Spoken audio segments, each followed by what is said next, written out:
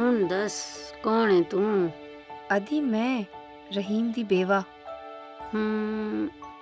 रहीम Dubai आला तुसां दा भतीजा जेड़ा फौत हो गया। है अल्लाह तुसां दा भी के निज़ाम है? दिमाग बुढ़ापे च किस तरह हो जुलदा है। हाँ, माँ माफ कर छोड़ी बच्चा, मेरी याददाश्त उन पहले जी नहीं रही, इसीलिए पूछनी आ रहीमा किस तरह भुल सकनी आ। मैंडा भरा जावेद फौतगी हो गई उसदी। उसदा पुत्र हैदराबाद गया या पढ़ने वास्ते। सोहना बच्चा या असां दे खानदान दा सारियां तो होशियार बच्चा या, बड़ी मोहब्बत करने वाला बच्चा या। हाय अल्लाह बख्शे उन्हां को। हाँ ये गलत है, बड़ा मोहब्बत करने वाला सी। खैर तू कैसी है हुण भी शहरा ही ची रहनी है?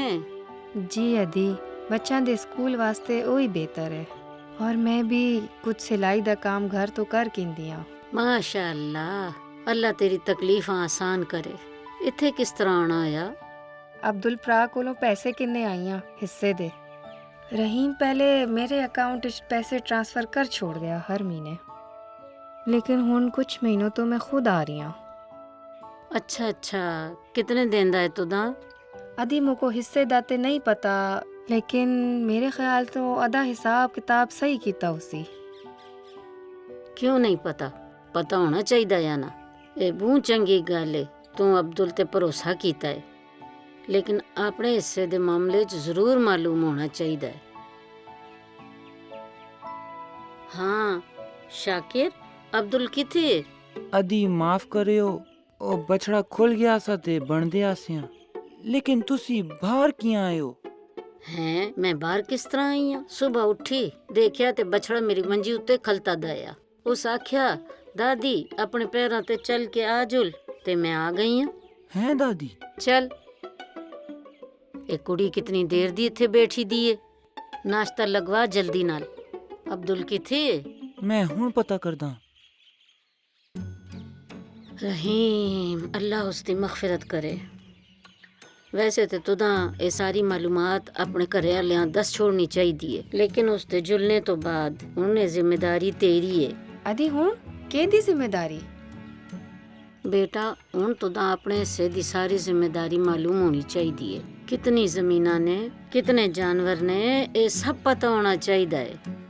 औरत को एवं ही पूरा नहीं होने देंदे, जाना ना होवे ते अदा भी नहीं छोड़ दे। अस्सलाम वालेकुम दादी, केजी तबीयत है तुसां दी? हिसाब देंदा है रहीम दी बेवा। दादी ना इना मंगिया ना मैं दिता। किताब 10 हिस्सा। जी दादी। शाकिर जल्दी मड़ी टेबला तो रजिस्टर कैन गया। जी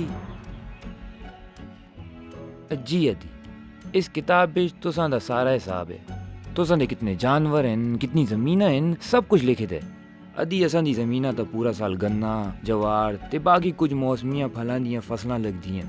ज़मीनां हुण अदी उन्हां दी एक भैन ते 3 भरावां दे नां हैं। दादी जतो, दादी उनैज़ा उन्हां दी भैन, जावेद दादा तुसां दा ससुर, और उन्हां दा भरा दादा अकबर ते दादा मोहसिन। कुल मिला के इन्हां सारियां दे 15 बच्चे हैं, जिन्हां बिचों फसल ते जानवरां कोलों कमाई हुई रकम तकसीम होंदी है। जावेद दादा दे 4 बच्चे हैं, उन्हां बिच एक भरा ते 2 भैणां जिंदा हैं। जावेद दादा दे 2 पुत्र हैं, रहीम चाचा ते इकबाल चाचा, और 2 धीआं, बुब्बो सना ते बुब्बो फातिमा। ते जावेद दादा दे हिस्से कोलों 2/3 हिस्सा 2 भैणां बिच तकसीम होंदा है, और बाकी 2 पुत्रां बिच। हुण मरहूम रहीम चाचा दा हिस्सा हुण तुसां दा है, जिस बिचों फसल ते जानवरां कोलों कमाई हुई रकम घट तो घट 2 लाख ते 2,30,000 बनदी है। हुण तुदा पता है कि तेरा हिस्सा कितना है, जिस वक्त दिल करे चाह के। ना अदी इंज दी कोई जरूरत नहीं।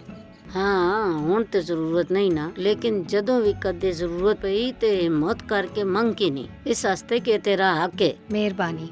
अब्दुल तू हुण महीने दा हिस्सा इस बच्ची दे अकाउंट च पाया करसे, अच्छा ना? जी दादी। नहीं मुको इत्थे आने च कोई मसला नहीं। हाँ ठीक है, तू इत्थे जरूर आया कर, लेकिन पैसे तो डायरेक्ट अकाउंट च मिल सनो। अदी अकाउंट च पैसे निकलदे ने, हिम्मत नहीं, ओ किनन आस्ते जरूर आसा। Sindh legal advisory call centre Sindh government law department ਨਾਲ ਸ਼ਰਾਕਤ ਦੇ ਚਲਾਇਆ ਜਾਂਦਾ ਹੈ। ਵਿਰਾਸਤੀ ਹਕੂਕ ਕੇ ਹਵਾਲੇ ਸਾਨ ਮੁਫਤ ਕਾਨੂੰਨੀ ਮਸ਼ਵਰੇ ਲਈ Sindh legal advisory call centre 0800070806 ਤੋਂ ਕਾਲ ਕਰੋ।